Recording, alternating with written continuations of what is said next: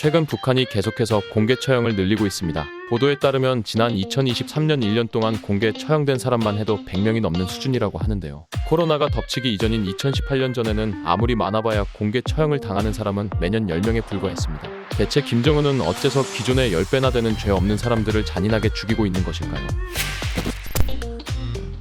최근 워싱턴의 연구단체인 헤리티지 재단이 발표한 경제자유지수 보고서에서 북한은 177개국 가운데 177위를 기록했습니다. 이로써 북한은 29년 연속 세계 최하위를 차지하게 되었는데요. 이처럼 지금의 북한은 아프리카의 국가들보다도 못한 세계 최악의 최빈국이지만 과거에는 북한도 우리나라보다 잘 살 때가 있었습니다. 60년대 당시 북한은 전쟁으로 인해 국토의 대부분이 초토화가 된 우리나라와는 달리 비교적 멀쩡하게 일제가 남기고 간 산업단지와 사업 등이 남아있었습니다.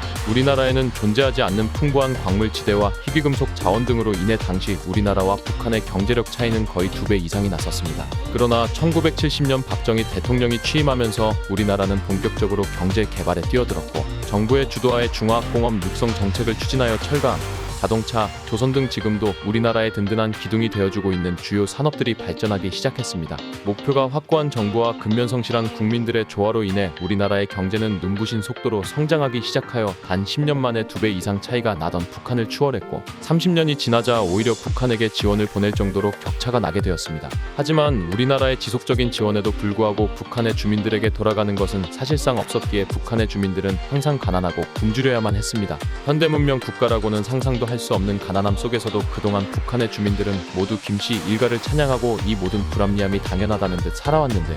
북한의 주민들이 이렇게 살아갈 수밖에 없는 이유는 바로 어린 나이 때부터 시작되는 세뇌 교육 때문입니다. 1967년 정식으로 북한의 수령 자리에 오른 김일성은 우리나라가 한창 경제 성장에 박차를 가하고 있을 때 자신을 신격화하는 작업을 진행하게 되는데요. 우리나라가 자동차 제조업과 조선업 등의 기술을 한참 연구하는 동안 김일성은 북한 전국 각지 45만여 곳에 김일성 사상 연구실을 세워 본인을 숭배하게 만들었고 북한의 풍부한 광물 자원을 발전에 쓰기는커녕 쓸데없는 김일성 자신의 동상을 약 17만 개나 세우며 세계 역사의 길이 남을 역대급 낭비를 보여주었습니다. 그러니 북한 주민들은 북한 각지에 어디에서 태어나든 거대한 김일성 동상을 보고 자랄 수밖에 없었죠. 심지어 북한의 주민들은 8살이 되어 인민학교에 들어가게 되면 성인이 되어 대학생이 될 때까지 필수 과목으로 김일성 과목을 들어야만 합니다. 북한은 우리나라보다 훨씬 좋은 땅과 좋은 여건에서 시작했지만 이처럼 쓸데없는 곳에 모조리 국력을 쏟아부었으니 결국 21세기에 들어 세계 최빈국이 되는 것은 정해져 있는 수순이나 마찬가지였습니다.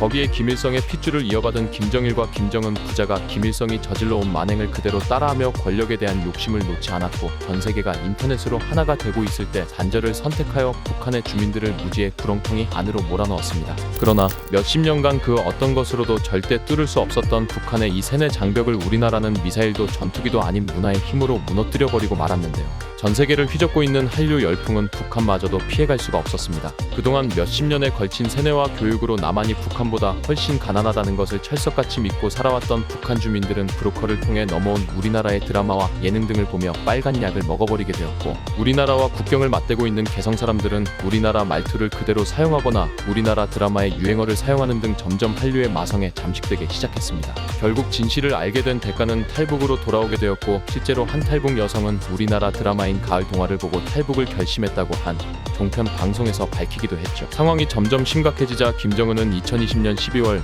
북한의 3대 사회통제 악법 중 하나인 반동사상문화배격법을 제정하였고 이 말도 안 되는 법을 이용하여 고위급 간부는 물론이고 아직 세상 물정도 알지 못하는 청소년들까지 무자비하게 탄압하기 시작했습니다.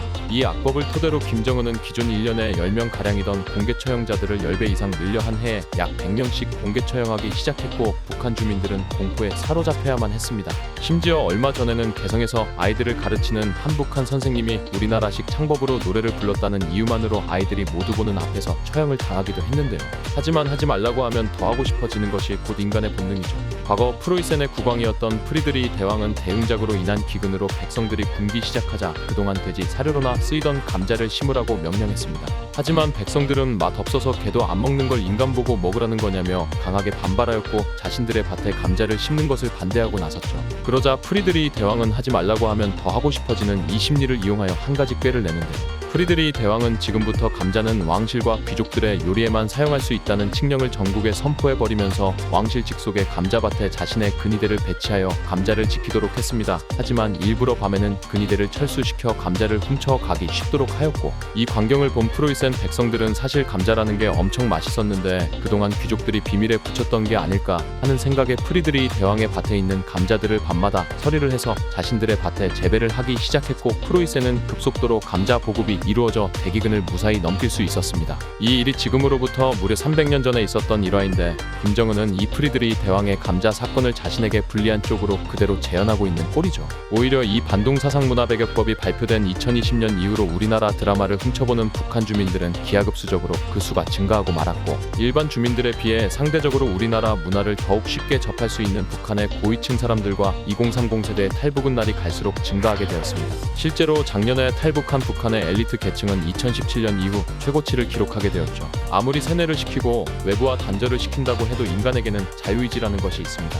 영화 매트릭스에서 네오가 빨간 약을 선택하여 진실을 알게 된 후 인간의 자유의지를 위해 끝까지 싸웠던 것처럼 자유를 향한 인간의 의지는 본능이라고 할 수 있습니다. 김정은이 지금처럼 탄압을 하면 할수록 북한 주민들 사이에서 거부감은 더욱 커질 것이고, 남북한에 대한 진실은 더욱 빨리 퍼지게 될 것입니다. 지금 우리나라는 몇십 년간 그 어떤 폭력으로도 무너뜨릴 수 없었던 북한을 문화의 힘으로 내부에서부터 무너뜨리고 있는 중입니다.